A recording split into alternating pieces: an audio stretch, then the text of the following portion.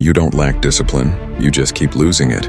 You start strong, you feel motivated, you make a plan, and for a few days, everything works. Then suddenly, you stop. You skip one day, then another, and before you realize it, you're back to your old habits. And you tell yourself, I just don't have discipline. But that's not the truth. The real problem is, you're building discipline the wrong way.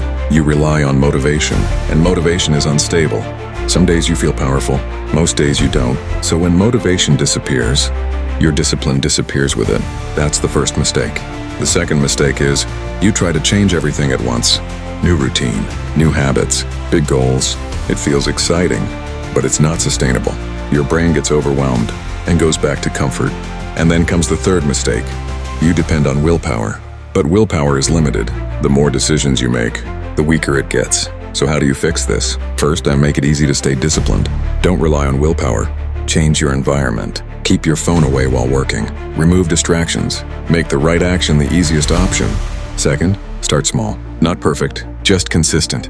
Instead of 2 hours, start with 30 minutes.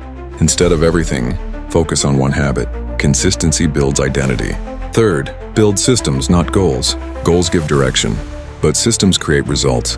Instead of saying, I'll study more, decide when, where, and how long. Make it automatic. And finally, accept discomfort. Discipline is not supposed to feel easy. It's supposed to feel hard, because every time you choose discipline over comfort, you are rewiring your brain. And over time, what once felt difficult becomes normal. Remember this, you don't lose discipline in one day. You lose it through small compromises, and you rebuild it the same way, through small wins. So don't wait to feel ready. Start small, stay consistent, and this time, don't stop.